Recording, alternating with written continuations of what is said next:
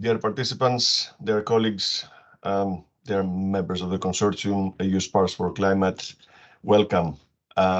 It's a great pleasure to have this information webinar today because it's really it is a milestone in a long process of investment in time, effort, and policy capital in citizen engagement for knowledge valorization. So allow me just to give you a small history, let's say, line until now, and why citizen engagement, and particularly the Citizens Hackathon Championship, is so important for us in the Commission. When we started discussing the knowledge valorization, which is not a new term, it's a term that exists for some time, but it used to have different names. We used to call it knowledge transfer. We used to call it technology transfer. We used to call it separately relations between industry and academia. And always there was the involvement of citizens and the civic society into the creation of the knowledge and the use of the knowledge. So back into 2019 and 2020, when we issued the first policy review about knowledge valorization, introducing the new term on knowledge valorization,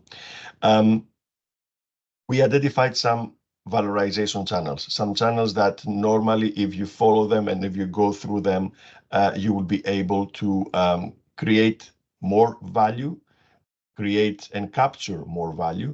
And one of these valorization channels was always the engagement of citizens and civil society.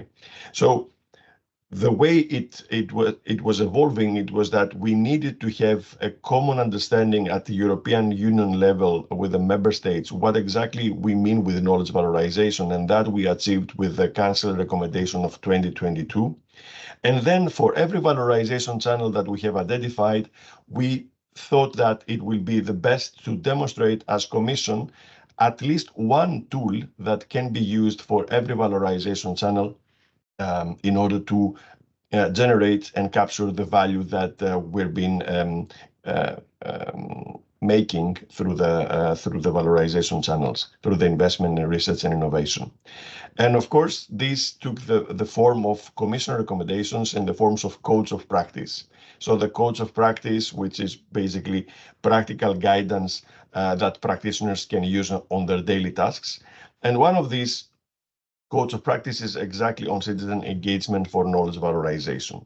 The other three codes of practice is on intellectual asset management, is on standardization, it's in industry academia collaboration. But all of course, you can see them separately, but we see it together under the big umbrella of knowledge valorization. And all of these tools and all of these channels actually work in an intertwined manner to generate more value. So what we said is that we want to have a tool for citizen engagement, but at the same time, we wanted to see how citizen engagement can happen practically. So, and the hackathons, which we piloted some time ago, were proven to be, the citizen hackathons proven to be one of the best tools because it allows people to come together and meet, bring their own needs and challenges and lay their needs in front of the research and innovation community and also the public sector at the local, regional, or even national level, and together design the benefits and the innovations that the society needs and the citizen needs in their daily life. So this pilot was very successful, and based on that, we stemmed the idea that we needed to have a broader knowledge valorizations through citizen hackathons, and we have created this championship. So the idea is to have you participating in these championships, and all the hackathons that will take place in the places next to you, because we will have, if I'm not mistaken, and if I'm mistaken, please correct me, 22 hackathons taking place all over the member states, and also, I think, also in other countries.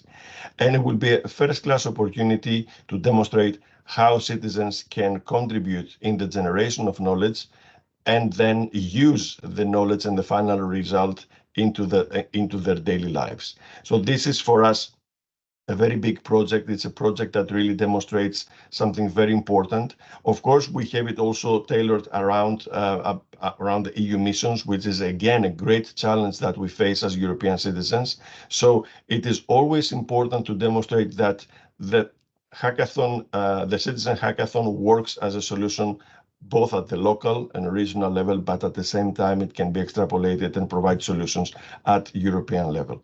And with that, I don't want to take more of your time. I think that we're going to have a very nice and fruitful day. I really like the program, and I hope that you like it too. And I think that it's going to be a great opportunity for all of us to engage and use this participatory process to create more value for society and for citizens. Thank you.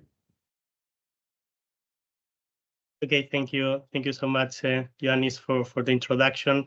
And good morning and welcome everyone to this EU Sparks for Climate Information webinar, in which we will be presenting all the aspects related to the project, how can you participate, and all the initiatives in which the project is framed, which, as Ioannis has introduced, are especially this European knowledge valorization policy and the EU missions.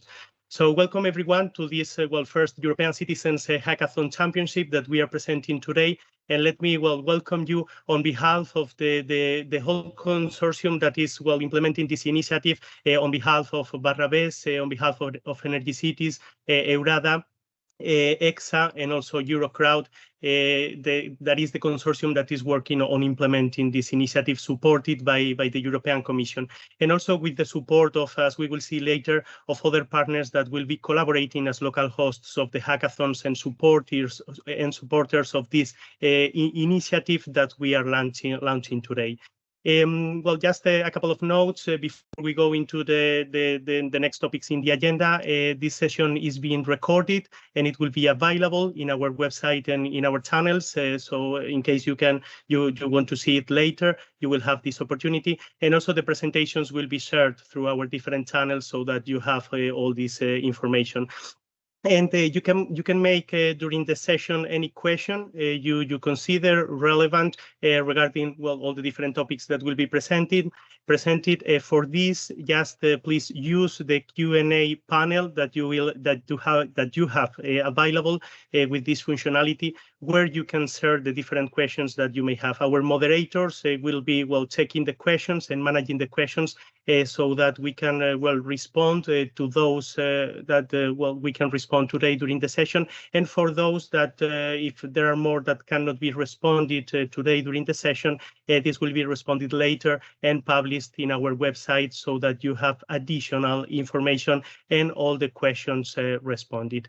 So, I hope you enjoy the session for today, and you get all the details and all the information about this first European Citizens Hackathon Championship that we are implementing, which is a super interesting initiative in order to foster this valorization of knowledge and participation of citizens to solve and to contribute to solving climate challenges that affect our day-to-day lives.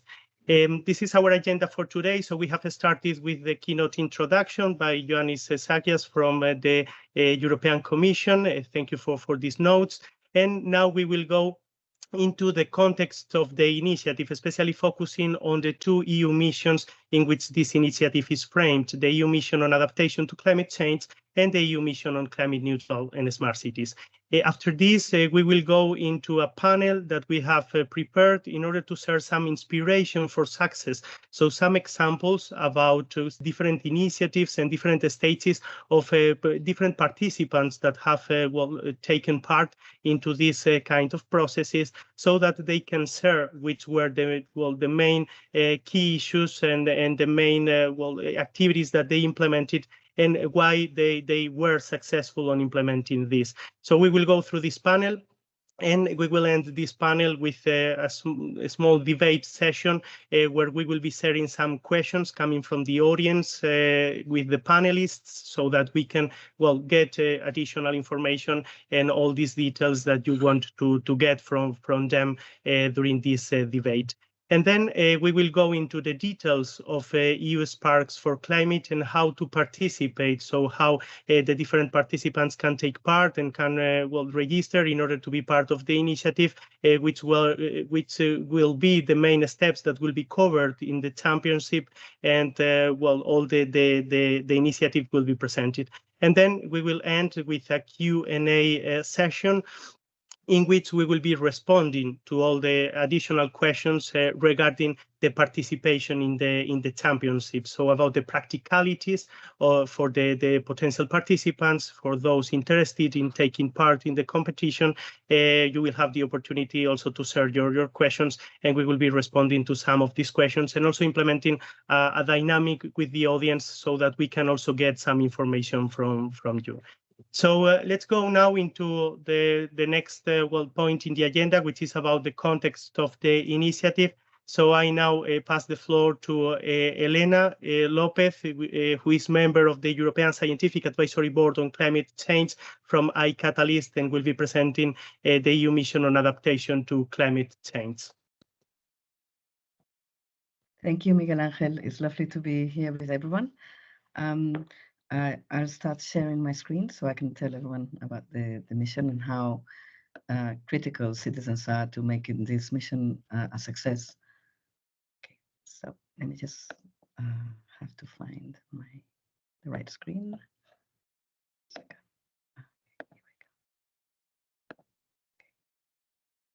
I'll just put it in presentation mode. Okay, so yeah, so this is a mission that started, it was actually launched in 2019, but it really became fully operational about a year and a half ago. And it's one of the central elements of this mission is that communities are at the center of adaptation being successful, because adaptation is incredibly local. So as you probably know, we are one of 5 missions. And basically the idea is to support regions, local authorities, but also the key word there is communities, because we actually do need citizens at the core of this mission for it to be a success. It was supposed to support 150 regions. As you would see, it was actually like successful in the sense that it was oversubscribed, and it's now got 300 regions and local authorities and communities participating. And the idea is to build resilience by 2030. And this is the reason why we need everyone to mobilize. The impacts of climate change are here. They are becoming increasingly costly, and this is only the economic cost. We're not talking about the psychological cost, the mental health cost of having floods or droughts, or even if you're a farmer, for example, you know, some kind of jobs are really vulnerable to the impacts from climate change. The tourism sector, for example, you know, people that work in coastal areas are very vulnerable, or the elderly or youth. So there's certain communities that really are very much impacted, and in a way it would be very important to have them at the core of how we design good adaptation policies. So this is the mission adaptation. As you can see here, it has you know, a kind of layered approach. At the end, it will also build on demonstrating how we actually do adaptation by having 75 large-scale demonstrators, and we're on the way of getting there now to set them up. We have charter signatories, as I said there. In fact, we had double the amount that was the objective. So from that point of view, it showed the interest from the regions and local authorities, that they saw that this was really important to them, and therefore for their citizens. But as I put in this quote here, no matter how thoughtful, scientifically robust, and data-informed your plan is, and in this case we talk about an adaptation plan, unless it is accepted and backed by stakeholders and citizens, it will not reach its full potential, both in its design and its implementation. And in the mission, we are now fully starting the deployment, you know, getting to the implementation part. And we really think that citizens have to be very much at the core of this implementation. As you can see here, it's such a complex problem. We need to really connect together, particularly people. And, you know, for example, another initiative that I'm part of, the EU Climate Pact, you know, is relying, for example, on a network of, you know, almost 1,000 volunteers. Youth is also another critical, you know, community that really has to get engaged. And as we saw even last week, you know, there were 2 court cases, one led by by a group of brilliant retired, Scandinavian women, and one led by 3 Portuguese activists that have made basically the headlines because they're actually mobilizing people around climate change. So in terms of citizen engagement, sorry, Elena, yeah. we I don't see fast, the yeah. slides moving. So No, we don't see the slides moving. So we just see the. okay. I don't know if it is okay. No, I was actually moving on my slides. Could you maybe share them? Although we're probably running out of time, but could you share my slides instead? That might make more Sure. sense. Just give me Yeah, a second. Yeah, because I Yes. had it's a pity because I had it all. Let me just stop sharing. Yeah. Sorry, I thought I was assuming completely I was on a roll. I'll tell you. We'll get to the one that I was. Okay. So this is just Just go to the next one. Yeah, and that's basically the graph showing the impacts on climate change. Okay. Yeah, I was assuming. Which is the. Yeah, get to the next one. Yeah, this is the one about the ones that signed the charter. Yeah, the quote I just read. Okay, this is about everyone be working together. Okay, this is where I was. Okay, yeah, and apologies. Okay, No so problem. basically, why citizen engagement? Because these challenges are so complex. That not one single organization, not one person can really solve them. We're talking about cascading risks, compounded risks. That a flood that is followed a drought, and that is followed by a fire, that is followed by a flood. We've actually experienced this in Europe, and therefore you need everyone on board. Also, because it's very important. We now have been working on engaging citizens. And this sense of belonging, how we feel about things, how we communicate things is really important. And therefore, we're looking for collective outcomes. So we're looking for people that are active and that can drive, this meaningful change. And we actually do believe that the grassroots level, particularly, I don't know what we will hear now about the cities mission, which I think has a similar position to ours. Grassroots activism is really important. And particularly as we face now the European elections, the importance of citizens, at the core of these missions, I think cannot be underestimated. Next, if you could put the next slide. Yeah, so this is basically, so in the mission, we have developed a conceptual model to try to really engage with citizens, and it's based around psychology, because it's very much about behavioral and incentivizing people to really get engaged. So we believe that the starting point is good communication, which then makes people engage, connect, because it's also about collective action, and that also means then we enable people to act either individually or as groups. And as you can see here, this idea is a Einstein ladder of participation that moves us from informing people to the top of the ladder, which is really much more exciting, which is about co-deciding. And that's why this hackathon, I think, is going to be so critical to the mission adaptation, because then we actually are getting citizens to be driving this mission forward. Next. And then, yeah. So one of the things we did, and you can actually find it online, we developed a do-it-yourself manual for stakeholder and citizen engagement. As you can see there, it's available online. It was really designed mainly for regions and local authorities, but I think anyone could use it, because now, in fact, we're going to be reaching out to citizens with what we call community level events, where we want to put citizens at the center of these activities so that regions can work directly with their citizens to mobilize around adaptation. And if you put the next slide, and I think that's my last slide.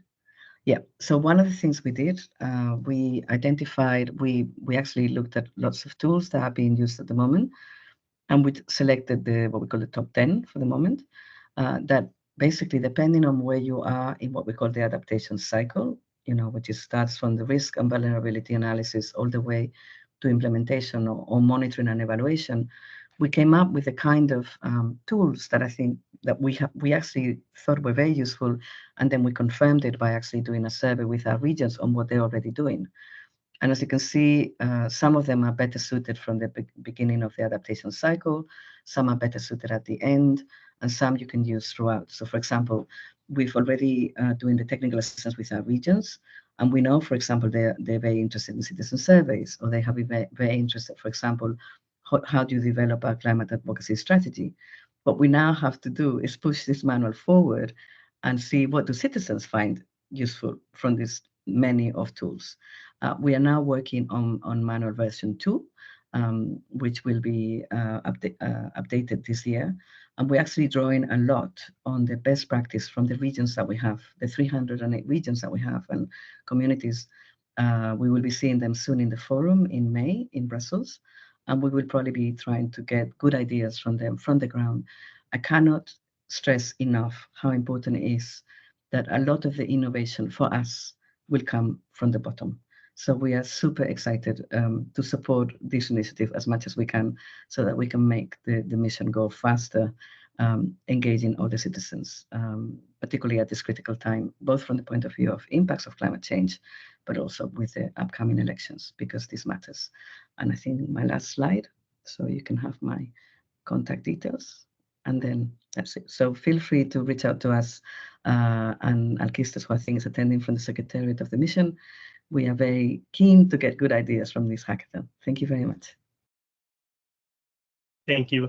Thank you so much, Elena, for the presentation, for presenting the initiative and for the support to this European Citizens Hackathon initiative, which will for sure will contribute to the objectives of the mission. So we will cooperate a lot in the coming months in order to align strategies among the initiatives.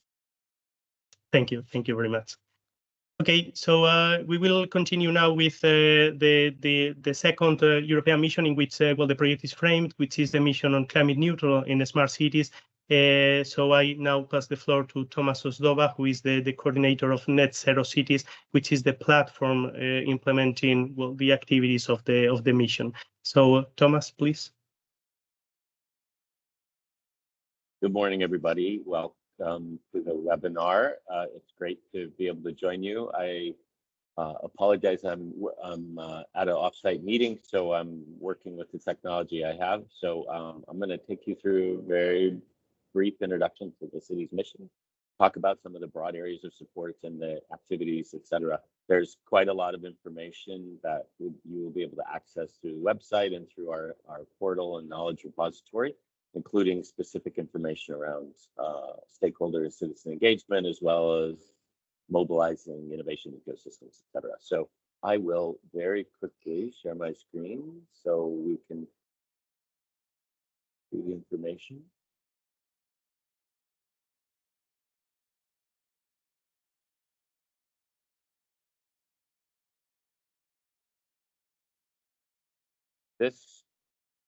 Okay.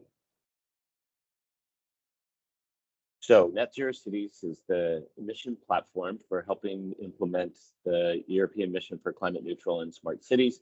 As many of you know, about 2 years ago, the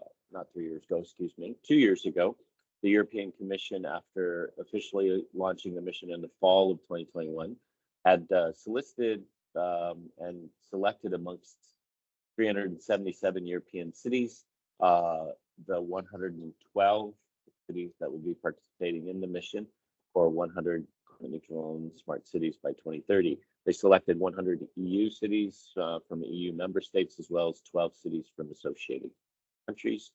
You can see from the map the geographic distribution of those cities.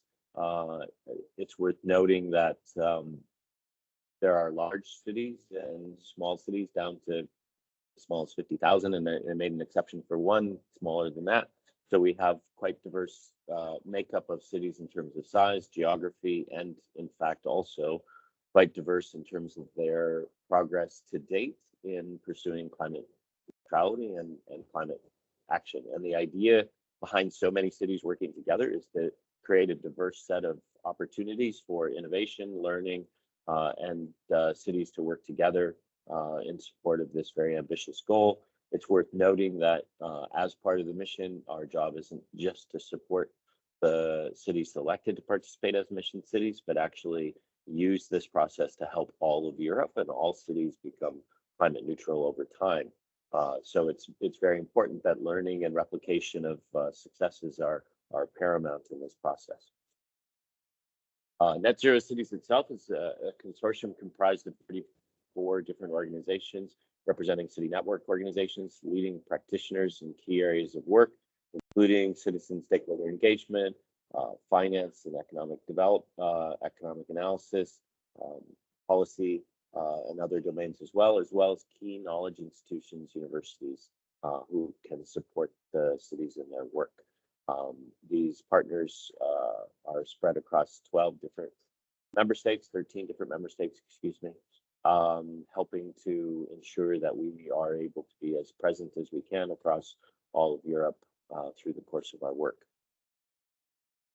Our objectives as the platform is fourfold: to support climate transformation among cities, to build platform for cities to use all services and expertise. I think that's directly relevant as it relates to this project, the EU Sparks, and the idea of hackathons and enabling innovation and engagement through that. Also to build capabilities and ways of working, and then facilitating a pipeline of cities accelerating towards climate neutrality, again, speaking to the fact that we're here to help all cities eventually in all of Europe become climate neutral, consistent with the European Green Deal directives.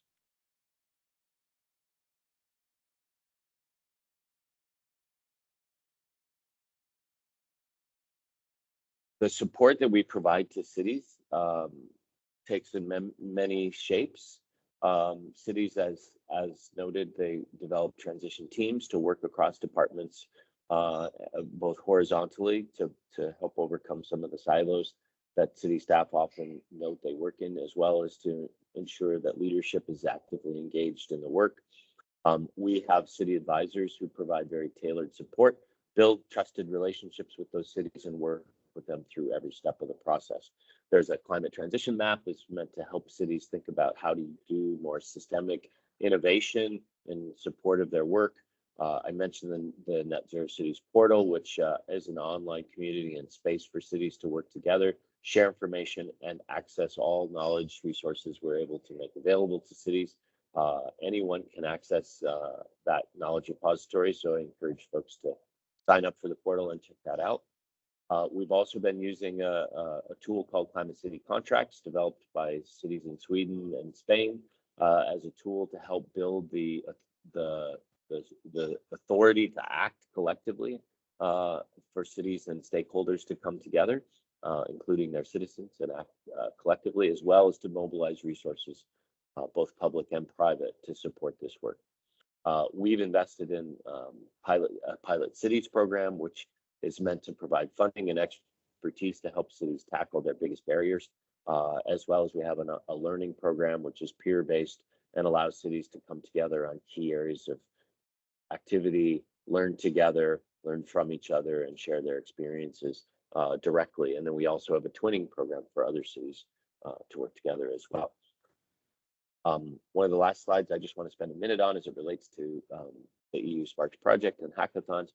We spent quite a bit of time beginning of this process talking to the cities about their needs, their drivers, and their barriers, cutting across technology, finance and business models, governance, policy, and regulation, democratic processes, social innovation, and social change, as well as the capacity and capabilities of cities. And I would note that in all of these domains, and there's a detailed report available on our website, there are multiple opportunities for hackathon-like processes to be able to engage within the particular city or region and identify ways to help contribute to the objectives of the mission and the work of the city and the businesses, institutions, and others who are actively pursuing climate action within their cities. We see this as a real opportunity to mobilize more and more support for the activity, to foster innovation on the ground, and use that innovation support as a way to further deepen our engagement of citizens and businesses and other key institutions because that ultimately will be necessary to build the level of support for policy activity and investment necessary to get to climate neutrality. And just a final note on that, since I've spent quite a bit of my my time prior to the launch of Net Zero Cities and the launch of the mission, I spent quite a bit of time within Climate Kick supporting climathons, which are hackathons across the world, where we've engaged citizens and other key actors to pull together their ideas and engage with their local communities in support of climate action. So we're a huge proponent of this work as a key component of what's going on, and we really look forward to aligning the work of this project and the hackathons with not only the 112 mission cities, but all cities who can benefit from this work. So here's all of our contact information and ways to stay in touch with us. We're obviously very interested in providing support where appropriate, and we look forward to the process throughout. So thank you very much. And I hope this introductory webinar goes really well, and I look forward to hearing from you all very soon. Thank you. Thank you. Thank you very much, Thomas, for the presentation, for presenting Net Zero Cities and all the activities happening to support the implementation of the mission on climate neutral and smart cities.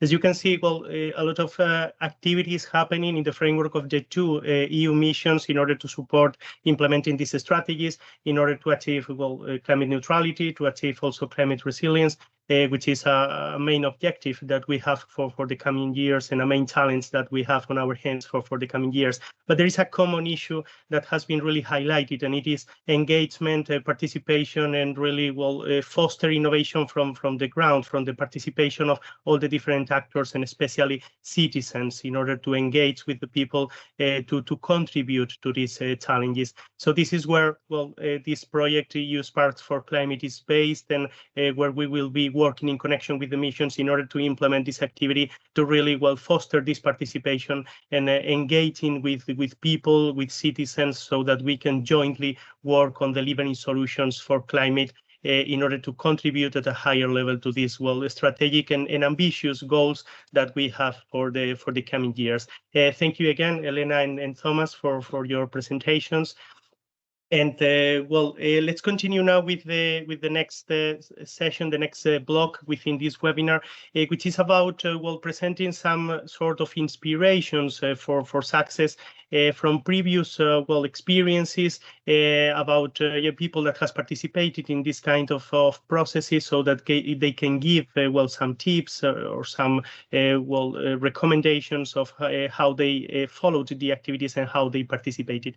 We will start with Eva Martinez from Fondazione Icons, who is a social innovation expert and will be presenting a report that well, in which they contributed and delivered about activities related to valorization of knowledge through citizens' participation. And we will be especially focusing on hackathons as a mean in order to contribute to these activities, in order to engage well, with participants.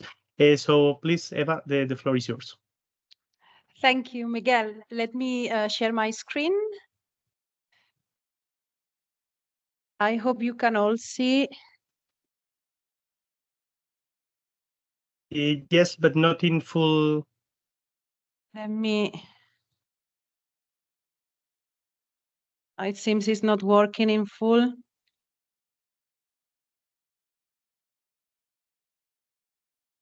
Now can. Yeah, yes. Okay, great. So good morning. My name is Eva Martinez from Icons Innovation Strategies. It is a pleasure to be here today presenting some insights of a study conducted in a partnership on fostering knowledge valorization through citizen engagement for the DG Research and Innovation. My presentation today will not focus on presenting the study itself, but instead I will spotlight some of the findings associated with projects leveraging hackathons as tools for generating added value and impact. My objective today is to illustrate some tangible results achievable through participation and involvement in hackathons. Okay, perfect. So for those of you who might be not familiar with the term of knowledge valorization, it is important to keep in mind that knowledge valorization is a process, and more specifically, the process of creating social and economic value from knowledge. In this context, the study we conducted supported the development of a policy action on participatory value creation by exploring the process of knowledge valorization through citizen engagement, thus only focusing on those valorization processes where citizens were the key actors. Our study explored 60 cases from different topics, countries, and financing bodies. Out of these 60 projects analyzed, 7 had used hackathons as tools to engage citizens. So following this brief introduction to the study, let's dive into the next slides where I will present the key findings from those projects that leverage hackathons. So digital solutions for societal challenges. This is a project that it was implemented in Austria, aiming at providing a platform for interdisciplinarity cooperation to develop digital solution concepts for challenges faced by the city. Teams were formed to work on the challenges and receive support from trainers and mentors throughout the project development process. And the hackathon ended with a competition and a winning team. The main results observed in this project included the initiation of innovation projects, some of which have been further developed either by the city itself or in startups, the facilitation of knowledge exchange among stakeholders, the development of entrepreneurial mindsets and skills among participants, and the harvesting of innovative ideas.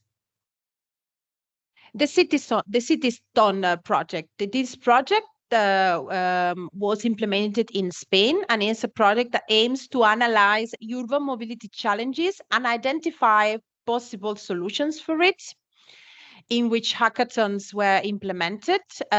This project brought value for society by harvesting innovative ideas, in addition to what I already have mentioned for the other projects, knowledge exchange among stakeholders and the development of entrepreneurial mindset and skills among participants. Then the co-actor project, which aims to engage citizens with the objective to tackle mental health care and gender equality to promote social change, adopting a bottom-up approach. This project is implemented in Spain, Argentina, and Austria. And the project resulted in the development of a policy recommendations and white papers and raised awareness on mental health in the 3 countries where it was implemented. Then the Adaptation project, which was implemented in France. This project explored the potential of digital data in tackling local waste challenges. Some of the primary outcomes observed included the creation of a prototype solution collaboratively designed by hackathon participants, the facilitation of knowledge exchange, the cultivation of entrepreneurial mindset and skills, and the instigation. It also fostered behavioral change in waste management practices. The Foodie project. The Foodie project is about food systems and how to accelerate the growth of citizen-led food systems in Europe. This project was implemented in Italy, Spain, the Netherlands, Germany, Norway, France, Romania, and Slovenia. And the aim was to co-develop tools and initiatives to apply the most up-to-date knowledge to address food systems in a specific context. It resulted in 15 co-designed pilot projects in 11 European cities and contributed to raising awareness on sustainable models across these cities. The InnoAir project, which was implemented in Bulgaria.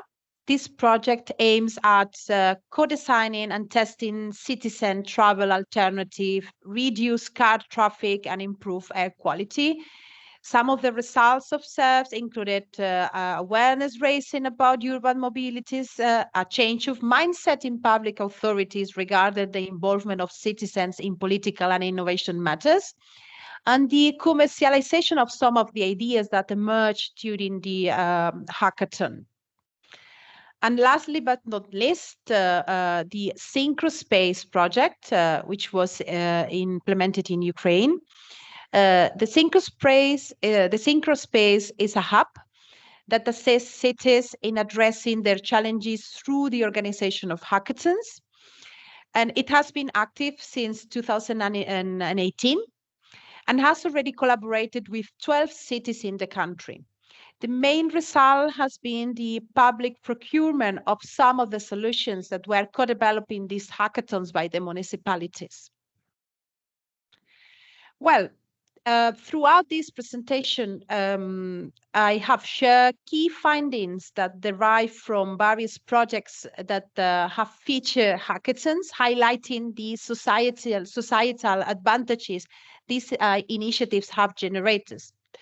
As we conclude, let me summarize the added values that hackathons can bring. This is not a comprehensive list of the values that hackathons have bring, but some of the most important ones. First of all, hackathon serves as platforms for knowledge exchange among stakeholders, fostering the development of an entrepreneurial mindset and skills, while also raising awareness about specific issues, thereby directly impacting also participants. Moreover, hackathons can bring value by harvesting innovative ideas, solutions, initiatives, etc., and drive behavioral change. They can also support the prototyping and commercialization of co-designed solutions and contribute to policy development. Lastly, hackathons provide a unique opportunity for reshaping the mindset of public authorities regarding the significance of embracing citizen input in problem solving, policy development, and innovation implementation. And of course, they support personal growth and development among the participants. To conclude, let's embrace these insights as catalysts for innovation, collaboration, and positive change. Thank you very much. Thank you very much, Eva, for the presentation. And thank you for showcasing the different examples of hackathons in which that you have analyzed, where you can see something that is really important, and is all the benefits that can be derived from these participations, not only for the participants, that is for granted, but especially for the community, for the society, because there are a lot of outcomes that can then be scaled up, or that can they have an impact in terms of new policy recommendations, new elements that can have a great impact into the society in order to contribute to solving the challenges that we have. So thank you for presenting all this. Let's continue now with a couple of examples of participants in one hackathon in which they participated developing different solutions and contributing with different teams, so that they can share their experience and how this the participation was, and how the process has been after participating in the hackathon. We will start with Maria Rosado, who is a Chief Product Officer at Kyoto, who will be presenting her participation in one hackathon that was implemented last year, in which she contributed to develop a very interesting solution. So please, Maria, the floor is yours.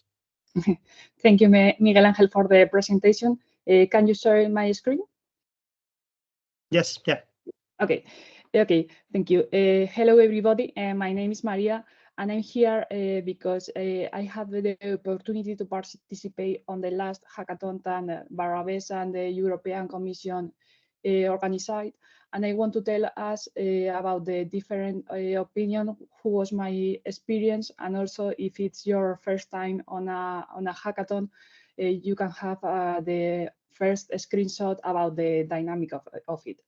So first of all, the hackathon was an amazing experience. In this case was a hybrid hackathon. Part of the participants was on online, and another do it on Madrid. And we spent 2 days prototype and developing different ideas for the hospitality industry. More than 85 participants. Sorry, Maria. We cannot see the slides moving. Are you changing the? Yeah, I'm moving. So okay, no, okay. I'm going to try maybe with this.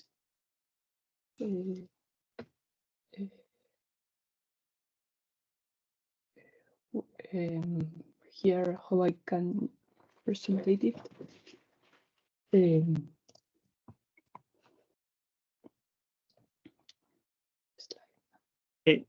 Okay. It's okay. Okay, now thank you. Perfect. Yeah, thank you. Okay, so I said that it was a hackathon on Madrid. More than 85 participants spent 2 days on prototyping and creating different ideas for the hospitality industry. And it was a really interesting dynamic. On this part, if I need to select 3 highlights for the event, I said that the collaboration with the different profiles, because we was engineers, designers, lawyers, chefs, all of this, and we create a different interesting collaboration. Also the cultural diversity, because we are people from 40 countries, and imagine that different profiles and different countries have also interesting dynamics, and the challenge resolution. So the dynamic on the hackathon was, first of all, we create different teams and select our challenge, and we start with brainstorming. Imagine that we are different profiles, and we create a different solution and ideas. And here on the picture, you can see a lot of post-it with different ideas. And for the process, it was really interesting that we have a mentoring, different mentor for the hospitality industry that select which ideas could be the best to continue with it to resolve our real problems. When we have different ideas selected, we continue with the prototype. In our case, we create one website, also a video and a prototype on Figma to present to other participants, and also for the huge. So in this picture, we can see my partner Javier presenting the solution in front of the huge, who decide which projects should be the best ideas or the best solution for the real problems. And we was amazing because we was the winners for the first prize. But to be honest, it's not was the most important thing, because and I want to tell us about you. It's my first time that I participate on a hackathon who continue later with the idea or the prototype on a real situation. Later, the organization be able to give the participants to be able to continue with a workshop and a pilot implementation. And in our case, they select a company, a hotel on Italy, who have the similar problem that we resolve on the hackathon, and we could test the solution on a real environment. Here on the screen, you can see different dynamics that we have on the workshop with different ideas, and we have the possibility to with the other person of the hotel to test it on a real environment. And that was really interesting, because we could have the possibility to think bigger, and also with a scalable solution, not only a MVP or for the hackathon. So Eva tell us a lot of different reasons to participate on the hackathon, and I am only to add 3 of there. And it was a real experience of networking, because there are different profiles, networking for personal and also for professional situation. You can the possibility to co-create new ideas with different solutions and go with a different person to the main goal. And also, for me, the most important, you can go to the solution or to a MVP in, for example, only 2 days, and create projects that they are useful for their real situation. And if you have any question for the dynamic of the hackathons, tell me, and thank you very much. Thank you, Maria, for your presentation and for the passion with which you share your experience in the hackathon, which was well, super interesting, especially what happened after the participation and after being one of the winning teams. So thank you for this. We will continue now with another example. Neil Bradley, who is founder and CIO of Food Safe System, and he also participated in a hackathon, and he will be also sharing his experience and especially what happened after the participation. So Neil, the floor is now yours. Thank you. I'll see if I can just get this sharing to work. Let's move this over to here. Let me see. Screen share. Apply to share screen. The screen.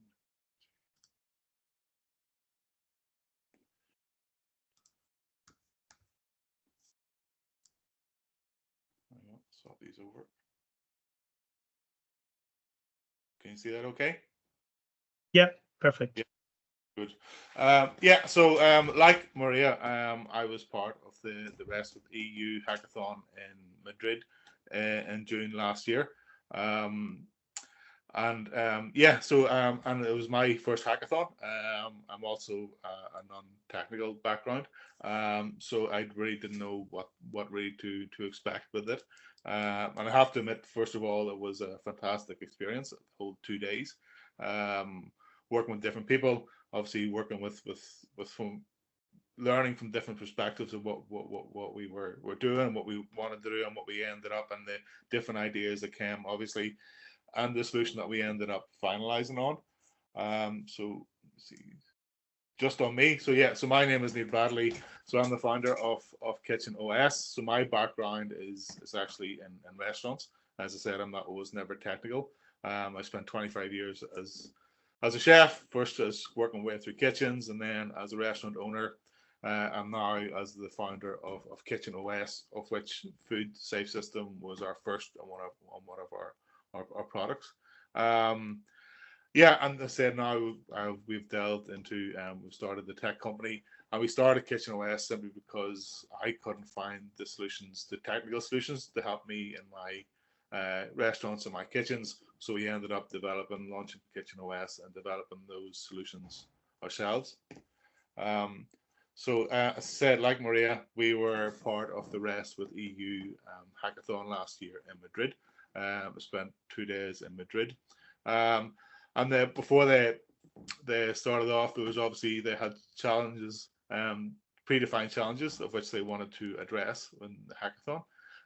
So I said it was to find innovative solutions for the restaurant sector to obviously help the restaurant sector become more resilient, more efficient, and obviously more sustainable. So it made up, I think it was 12 different teams, 5 or 6 people per team. And our team, there was a team of 5 from different countries. So obviously myself from Ireland, Alison was from France, Marzan from Bulgaria, Maria, who's a technical guy from Italy, and then Carla from Colombia. So there's very much a wide range of people, opinions, and also experience as well. So the 5 challenges that were predefined were obviously streamlining operations, enhancing the customer experience, ensuring food safety and quality, managing online presence and reputation, and then obviously creating solutions. I think that was in regards to food waste. So we ended up being assigned the challenge of streamlining operations prototype, and our team was called Gastro Freaks, and our solution was called Menulytics, and we didn't get first. We got third. So what Menulytics was based on the theory that restaurants and food businesses have a huge amount of data that they're sitting on that they're not really utilizing, especially small and medium-sized restaurants. And from there, that's where we built Menulytics. So Menulytics was that we got all those data points into one dashboard, and through that we could, based on historical data plus outside, so we had things like their sales data, the person data, their staffing data, and also outside data sources such as weather and how those affected the business. And from there, we could build out a predictive analysis, a predictive model as to how the business will operate. Next month, I'm beginning to build that for restaurants so they could plan better. Obviously, plan better in regard to purchases, in regard to staffing, and obviously in regard to growth. Menulytics was software that collected that data, and we presented it in a weekly email that as actionable information. So following on from the hackathon, so we did a proof of concept with Aruba restaurants in Poland. From there, and it was a very small concept, a very small proof of concept. But from that, we had about 6 months of their sales data and the person data. We then can put that in the dashboard. We then add a few other data points such as events and even weather into the proof of concept dashboard. And we got really huge with just a small amount of data in regard to 6 months. We got so much value out of that. We could just from that we could predict what was going to sell when it was a sunny day, what was going to sell better when it was a wet day. So I think from regards to the proof of concept, we proved it really well, but the possibilities of data is of what we can do with it, and also with just small amounts of data, how we can help restaurants and how we can help food businesses really kind of begin to use that data properly and begin to really grow their business, and also deal with sustainability aside.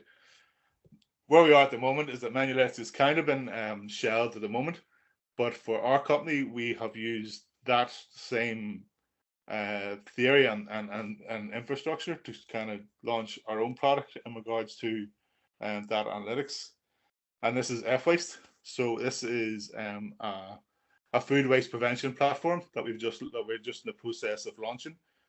We have pilots agreed with hotel chains in Portugal and Ireland and the UK, which we're currently undertaking. So again, like the data analytics, so basically we have a set of smart scales, so industrial set of scales that the food waste bin sits on top. We then use the food waste data along with data from the sales, from the purchases, from the staffing, and also from the weather. And from that we can predict, we can identify the patterns of food waste. We can then figure out why the food waste is happening.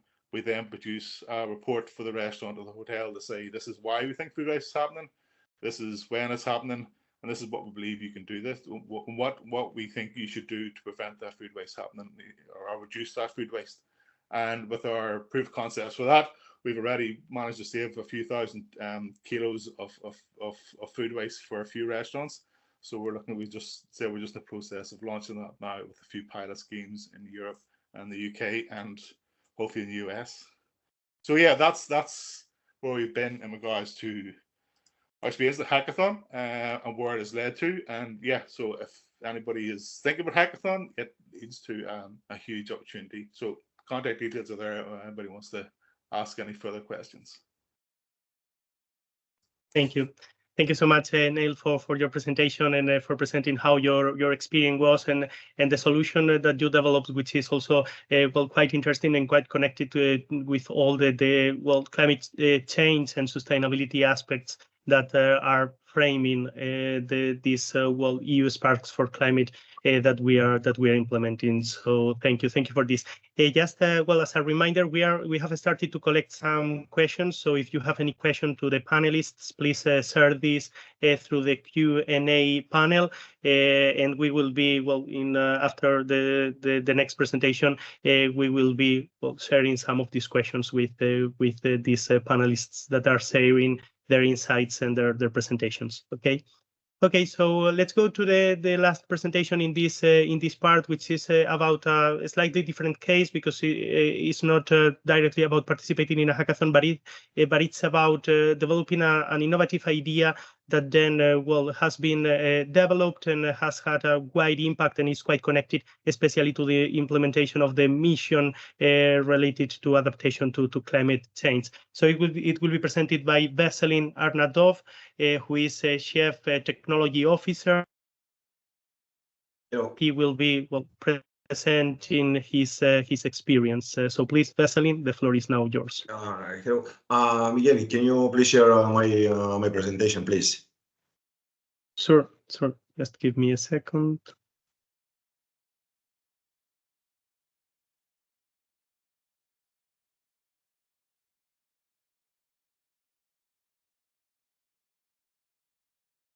Okay, Hello. hope you can see it. Thank you. Good morning, everyone. I'm Veselin Arnadov, co-founder of Forest Bank. I'm IT specialist and environmental technician at Forest Bank. Forest Bank is a Spanish startup that offers now offers 360 degrees sustainability services like carbon footprint calculation and environmental product declaration, product carbon footprint, decarbonization with plans with the best technology adapted to the budget of our clients. And our primary product is carbon footprint offsetting and removal with our own afforestation and reforestation projects in Spain, registered in our Ministry of Ecology Transition, so that our clients can obtain their official seals of a company involved in environmental impact, like calculate, reduce, and offset. Brief history of Forest Bank. Forest Bank was born in a master thesis of our founder, Vicente Cano, who was a journalist that was changing his field. So four friends, me, Vicente, Antonio, who is a web designer, and Francisco, who is a lawyer, decided to start Forest Bank. I started to study environmental science, so I can understand better climate dynamics. And we took our first steps at the La Nave Innovation Center in Madrid. Initially, the company was focused in the B2C, the individual market, offering services to calculate the carbon footprint of individuals, provide guidelines on how to reduce this environmental impact directly and indirectly, and of course, mitigate the carbon footprint for a lifetime. In December 2020, we received an email from the Mission on Adaptation to Climate Change, accepting us as friends of the mission. For such a young company, this was a huge recognition. Around the same time, we signed agreements with several business associations to support the decarbonization of their members and educate individuals on how, by changing some simple habits, they can sustainably improve their environmental impact. Next slide, please. A little later, we opened our services to companies. We invested in technology and began to offer a wide range of services that I mentioned before to all sizes and sector to help them to comply with the European Corporate Sustainability Reporting Directive, from Scope 1, Scope 1 and 2 footprint calculation. I mentioned it before, and then we started to make projects of reforestation in Spain.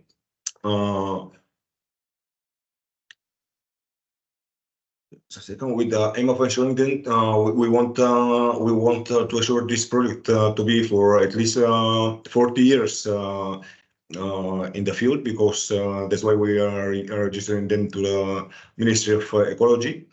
Currently in Spain, we have 5 projects in Castilla-La Mancha, Castilla-León, Andalusia, Catalonia, and Basque Country. All projects were related to reforestation in degraded or burnt areas. We have an impact on several sustainable development goals. You can see them.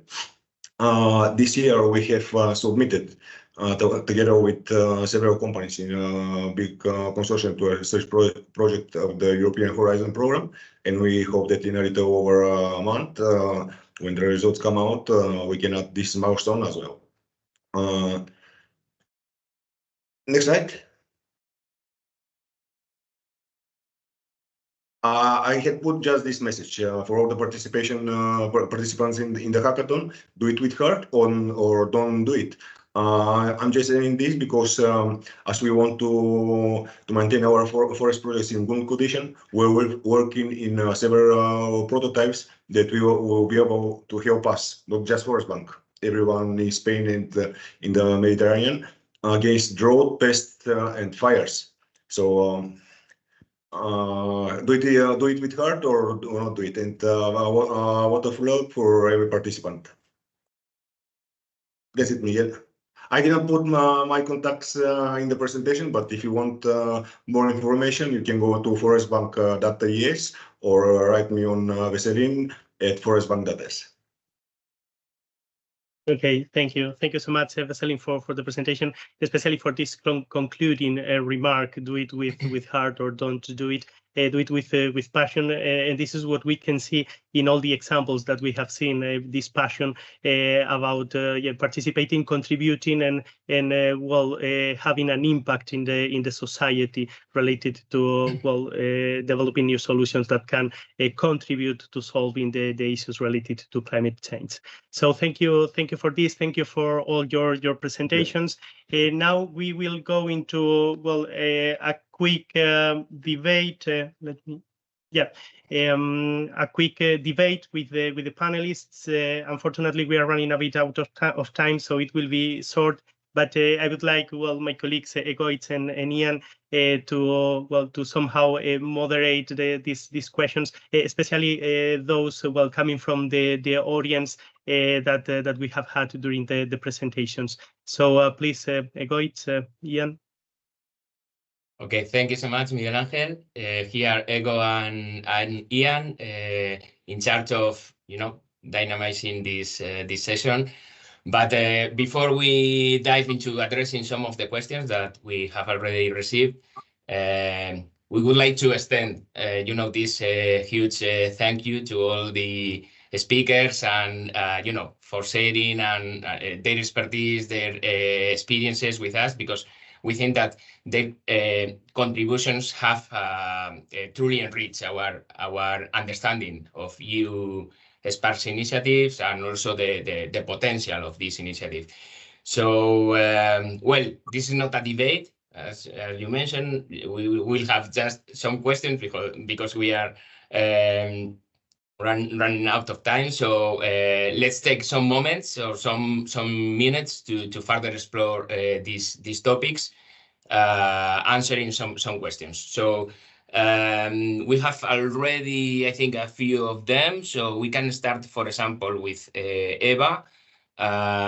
We have a question that says, what ways do you believe hackathons can contribute to the exchange of knowledge? This is the first question we have. Thank you, Egoitz. Okay, go Thank ahead. you. Go ahead. Yes, thank you. Sorry. Yes, so in our experience, what we observed is that hackathons, they offer a unique platform where diverse stakeholders can meet, they can collaborate, they can discuss. So this is a great opportunity for them to exchange their knowledge, their expertise, their skills, and foster meaningful dialogue.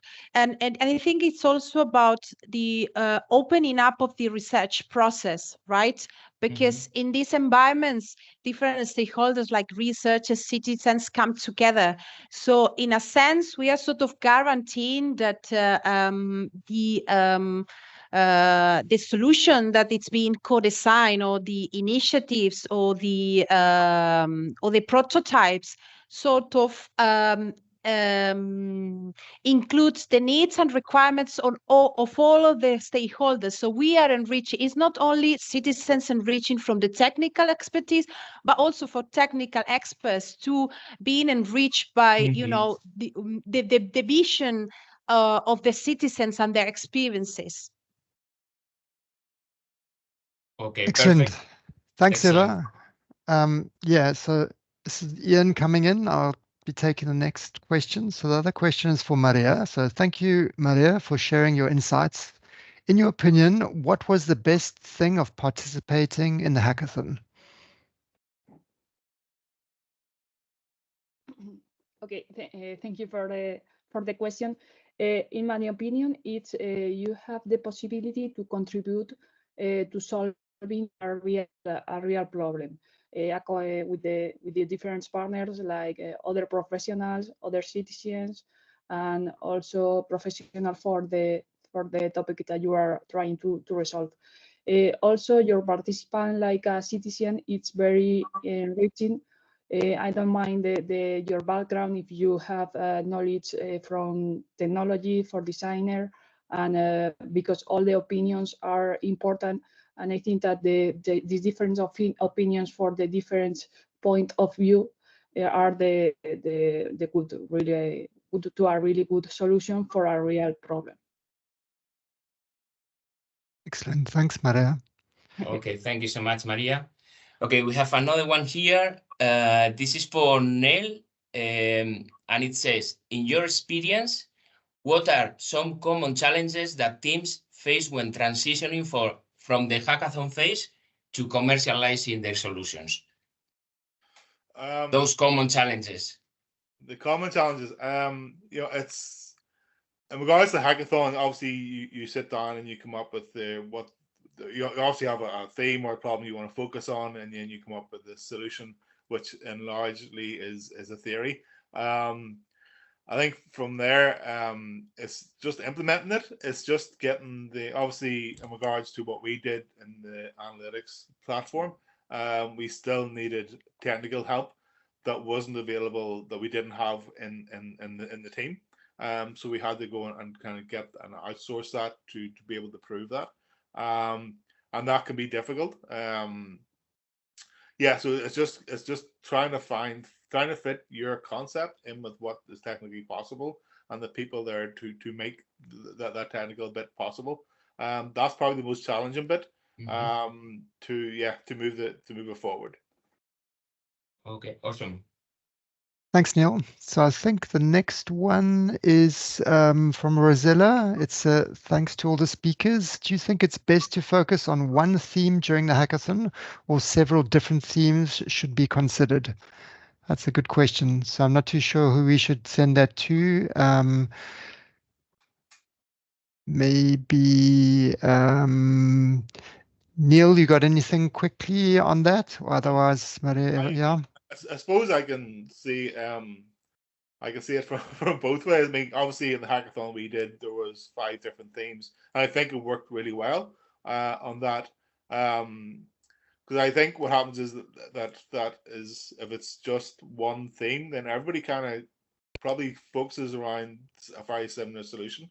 Whereas the different themes, there was a much wider range of solutions, a much wider range. There was much more thinking involved on that side of it. So I think I preferred the fact there was multiple themes there, because it definitely made people think harder.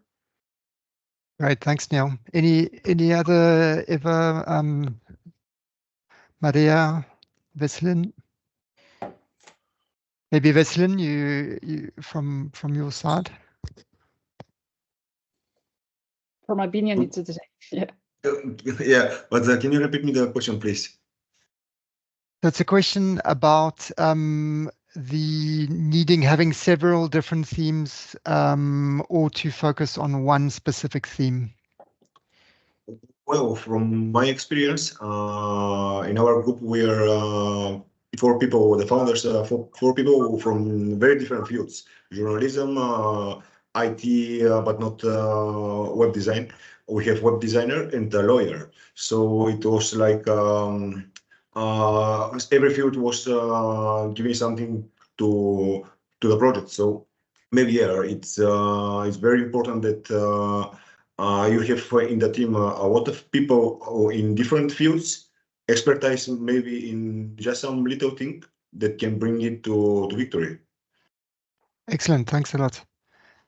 Okay, thank you so much. We need to move forward to the next section, but I mean, we have many questions unanswered, but we are going to address them, through the official channels of the initiative. So stay tuned, and you will see all the responses and replies for them. Okay.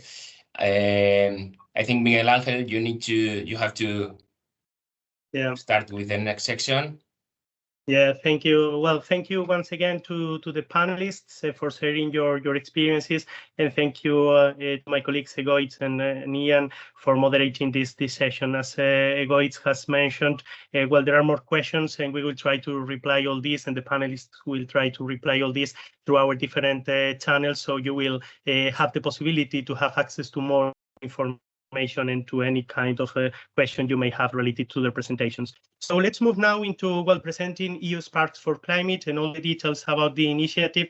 Well, first, let me present myself. My name is Miguel Angel Garcia, and I work as a project manager for EU Sparks for Climate at barrabes.biz, which is the leading organization in the consortium that is implementing this initiative, along with the partners with whom we are working on implementing the championship.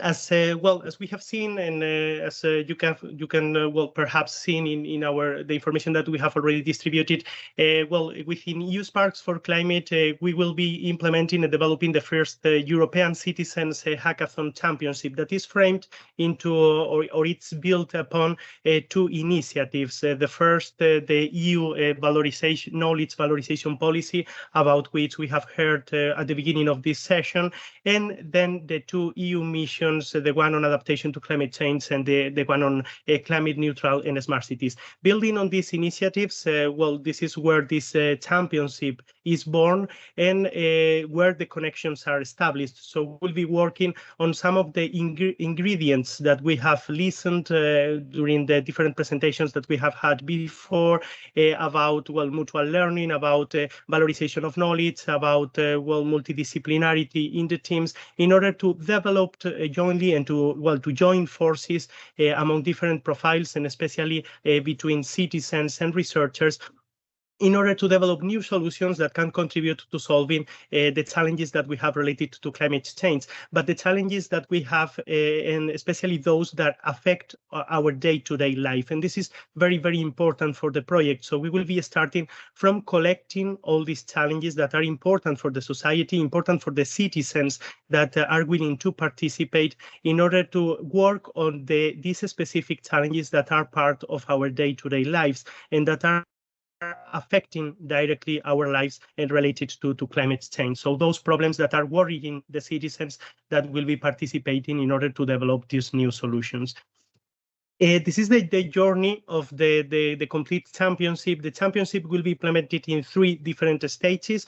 We have a first stage, that is the one that will be starting soon, in which we will be implementing 22 local hackathons that will be virtual hackathons, but we will be implemented in 22 European locations, in 18 locations in the European member states, and 4 locations in associated countries, covering all the European member states and covering also 6 associated countries to participate. This means that even though there is no a hackathon in your country, in the country of a potential participant, you can look for the hackathon that is covering your location, covering your geographic area or the geographic area where your challenge is relevant, so that you have the possibility to participate. So it's really open to all citizens within these member states and associated countries that are part of the initiative.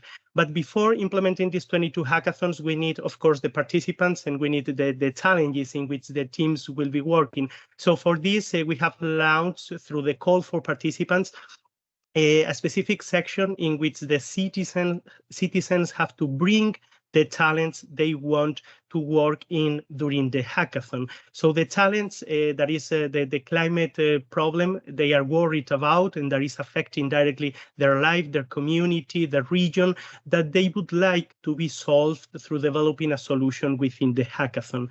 So when registering the expression of interest to participate in this championship, the citizens will have to bring these talents. That is the one in which they will be working to develop the solution. And then in order to to create these multidisciplinary teams and to ensure, as we have listened also before, this mutual learning and mutual exchange of knowledge, we will be creating the teams with different profiles and especially combining citizens with researchers. So for this, we have also launched a call for researchers so that any interested, any researcher with a background in climate-related issues or research activities in the sense of publications, projects, whatever they have developed and that can be interesting in order to exchange and to join forces to develop a solution can be brought so that they can participate within the teams. Once we have all these expressions of interest to participate from the citizens and also from the researchers, we will be creating the teams in which we will combine different profiles in order to ensure this multidisciplinarity and to ensure that we have different expertises complementing the different profiles so that they can meet and they can participate in this first stage, which is about the local hackathons. These local hackathons in the 22 European locations will happen in between May and June. As I said before, they will be virtual, and as we will see a bit later, they will happen in 4 different blocks, in 4 different sessions, throughout which the teams will be navigating the different steps of the methodology in order to jointly develop the solution that contributes to solving the challenge. In each of these 22 local hackathons, we will have 2 winning teams. So at the end of the hackathon, the teams will be presenting the solution that they have developed to the jury panel, and the jury panel will be evaluating the different solutions and voting following a set of evaluation criteria that will be pre-established in order to select the 2 winning teams. So there will be 2 winning teams in each of these local hackathons that will go into the second stage of the competition.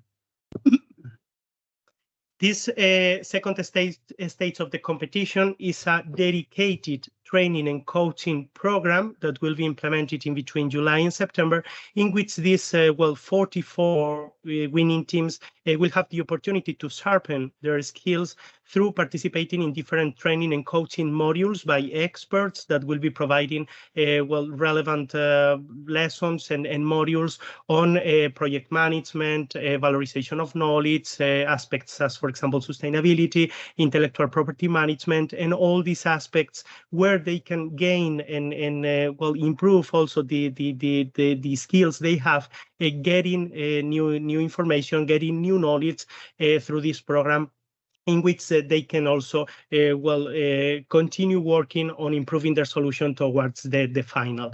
And this is the last stage of the competition, so the EU final that will be implemented in October this year in a hybrid event in which the jury members and part of the mentors and part of the team will be in Brussels, but the teams, the participating teams, those 44 competing teams will be participating online, presenting their solutions in order to be evaluated by the jury members in the final.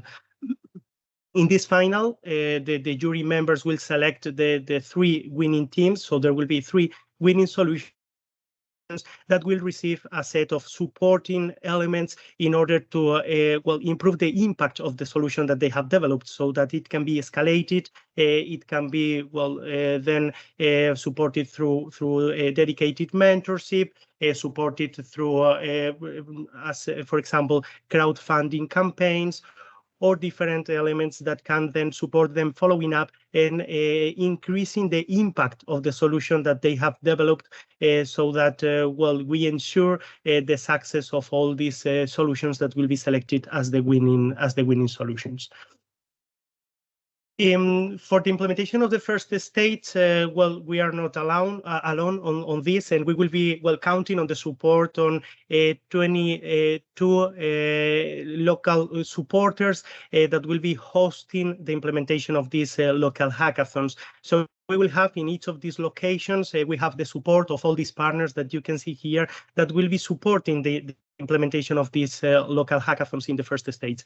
All these partners will have actually became already ambassadors of this initiative in the different locations in which the local hackathons will be happening, and they will contribute to spreading the word about the championship, to support the call for participants, and to ensure the connection with all the local, regional, and national stakeholders, especially platforms, associations, all the networks that can contribute to maximizing the impact of the initiative that we are implementing in terms of spreading the word, and especially in terms of participants and especially citizens as part of the competition. You can find all the information about the implementation of these 22 local hackathons with the dates, with the local hosts, and also the geographic coverage within our website. Regarding the website, this is a live site, because we will be continuously updating on the information as long as the project evolves. So I really encourage you to be posted and to be updated and continuously check the contents of our website, because and also our social media channels and the different channels that we will be using to spread the information about the project, because you will find all the latest updates regarding each of these 22 hackathons, regarding the winning teams, regarding the evolution of the competition, and also the updates and the information about who is the local host, who is supporting the implementation of this activity in each of these locations. So you can find all this information within our website that will be continuously updated.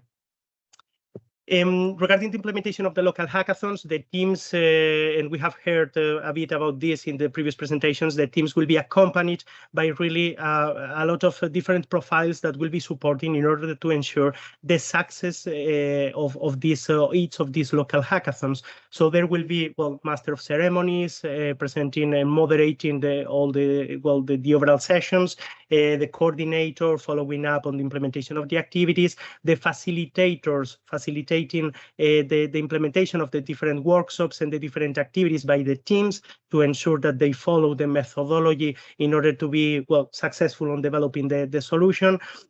Also, the mentors who will be providing this strategic alignment in order to ensure that the solution really contributes to solving the challenge. So they will be also supporting the teams on the implementation from a more strategic perspective. And also the jury members who will be evaluating the solutions, and the teachers who will be teaching on the different modules and the different workshops that the teams will have to implement according to the hackathon methodology. But the most important, the participants. So we are expecting to have to create these teams in between 6 and 8 members, having at least 1 or 2 researchers in each of these teams, so that we can ensure this exchange of knowledge and this collaboration among different profiles. The local hackathons will happen virtually, as I said before, and they will happen in these 4 main blocks that you can see here, plus a 5th block, which is about networking. So it will start, the hackathons will start on Wednesday with the networking activities in order to break the ice and to get the people know the others, to know your colleagues, who you will be working with, and the rest of the participants with some dynamics that we have designed in order to keep the people engaged and make out of this networking something really useful for the upcoming activities. Then the proper hackathon will start on Thursday with the welcome and the opening, where we will have also the presence of the local hosts and some relevant speakers from the regional or national networks, associations, or also local authorities representing what are the activities that are being implemented at the different levels in connection with the championship. And then after that, we will start with the dynamics in order to accompany the groups and the teams to navigate through the methodology in order to develop their idea, to develop the prototype, to prepare the pitch to be presented to the jury in the session, in the closing session and the awards ceremony that will be happening on Saturday evening. So this is how the program will look like. We will be publishing the concrete agenda for each of the hackathons with the concrete hours, starting and finishing hours for each of these blocks. But this is basically how the structure looks like in order for the teams to work on the development of the solutions. Then after the local hackathons, as I said before, the teams, the winning teams, the 44 winning teams will go into the training, the dedicated training and coaching program in order to sharpen their skills on these topics that you can see here, where we will have experts on these topics, sharing relevant information and sharing, these training activities with them so that they can, get all this additional knowledge to the knowledge they already have. And then we will have the EU final, as I also said before, where we will select, better said, the jury panel will select the 3 winning teams that will have access to a set of supporting activities or supporting elements for ensuring the impact of their solution at the different potential impact levels. So they will have the economic support for each of the teams, and they will have access to crowdfunding campaigns, to, for example, support to escalate the solution, support to valorize the solution, and these sort of supporting activities for following up on the solution that has been developed. So who can participate and how? So we are basically looking for any kind of citizen, so any kind of profile.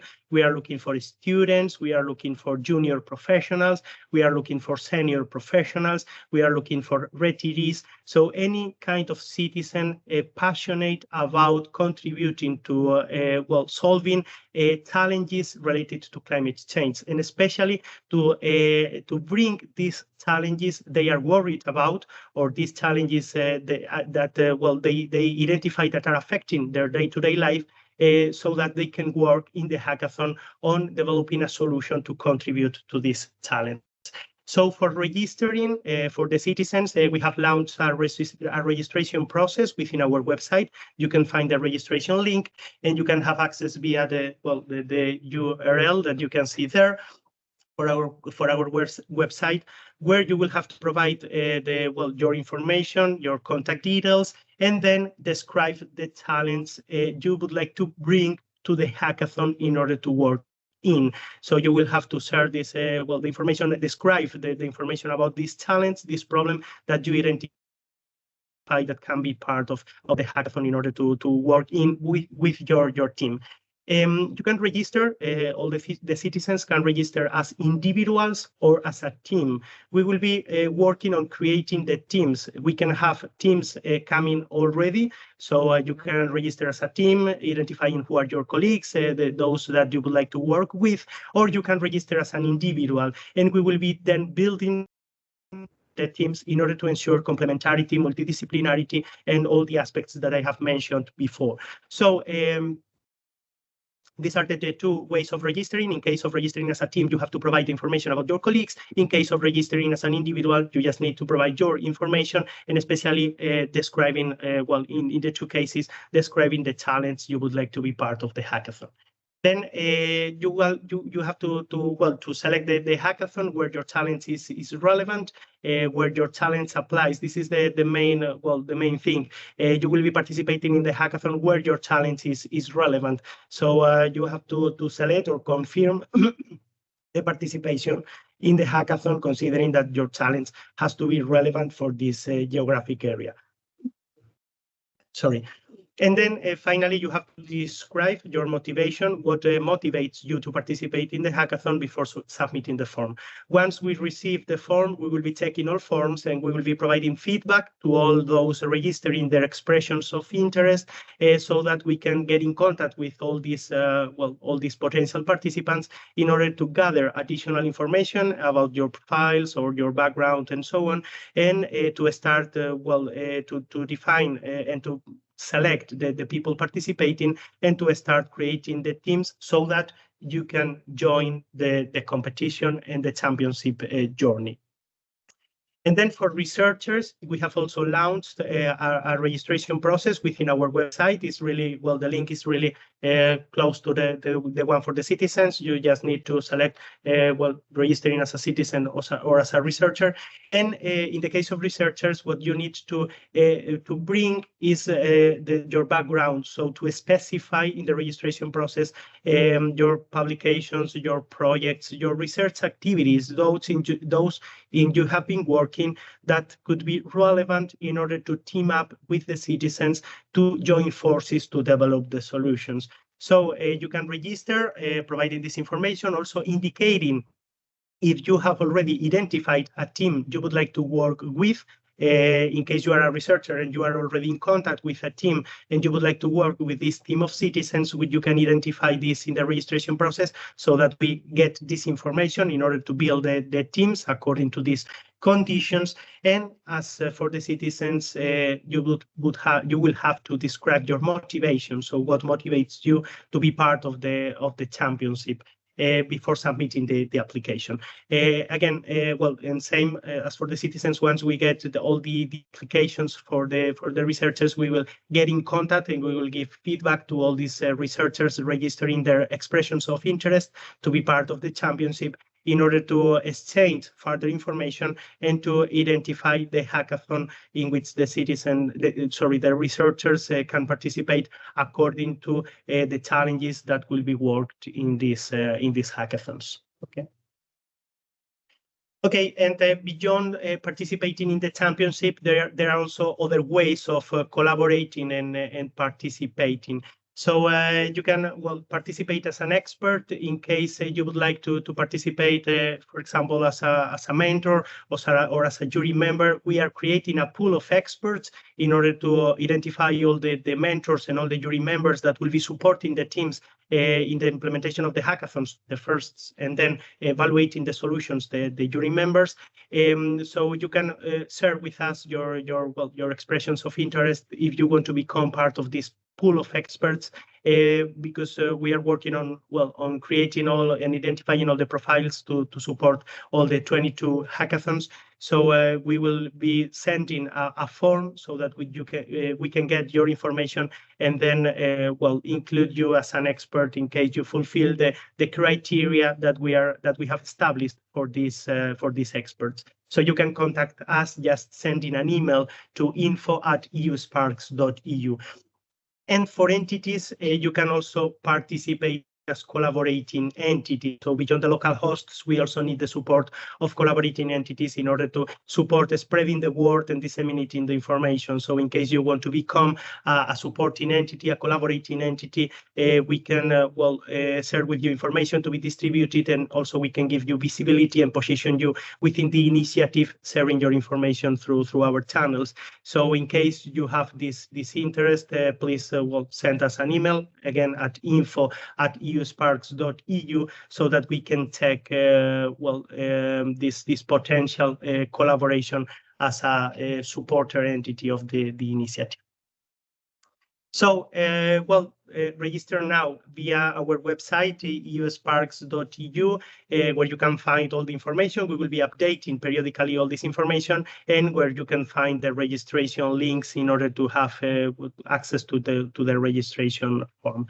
So, this was almost everything from my side about the initiative and how to participate.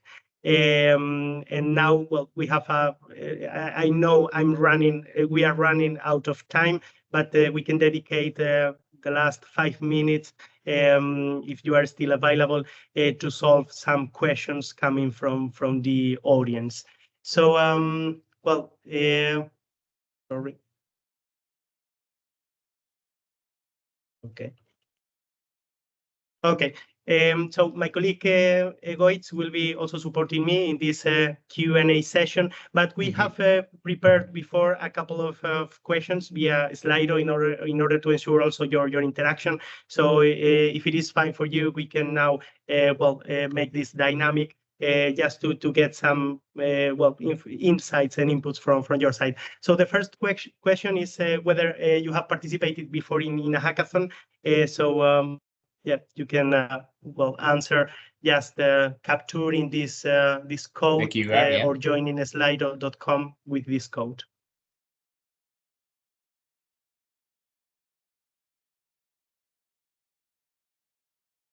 Okay, great. So almost we have two. For many of you, maybe this is the first hackathon, so we invite you to participate. Yeah, it is a great opportunity for you for this to be your first hackathon and the first this European Championship at this scale. So it's a great opportunity. Okay, let's go into the next. The second one. Well, jumping quickly through the questions, but as we are. Okay, the second one says, what do you believe is needed to effectively develop solutions that address climate challenges? You can write some words, just a few words, For example, collaboration, Commitment, creativity.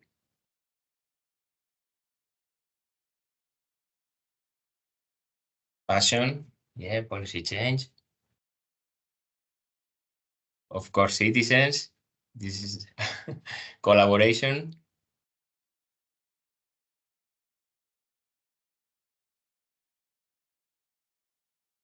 Maybe the collaboration is the main factor for you. Commitment also. Okay, we can close here. We have citizens, commitment, and collaboration as the most potential factors. We can move to the third question right now. Okay. What potential challenge related to climate change do you observe in your daily life? Again, formulated in a few words. We don't need like a very extended sentence. Energy waste, extreme weather, having people understand the risk, global warming, heat, pollution, or storms, food production. We need less cars and more working. Heat, pollution, Waste, awareness, waste. Many waste and pollution. It's like a pollution, Okay. Thank you so much. Thank you so much for your insights. I think it's good insights for us to know more about the future participants or for those who are interested in being part in this initiative. So thank you so much for your contribution. Okay, so I think we can maybe end the webinar here. We have collected all the different questions coming from the audience. We will reply to all these questions through our website and our channels. So you will be posted on any kind of question or doubt you may have. Also, you can share these additional questions in case you have through our channels or sending an email to info@eusparks.eu. You can also visit our website and the different channels to be posted on the information. So thank you so much for your attendance. And I hope it was interesting for you, especially in order to create interest for participating in the hackathons and in the championship, which is a great opportunity for all European citizens and researchers and collaborators in order to be part of this initiative and to have a great impact in terms of solving the climate challenges that affect our daily lives. Thank you so much, and hope to see you in the hackathons. Bye bye.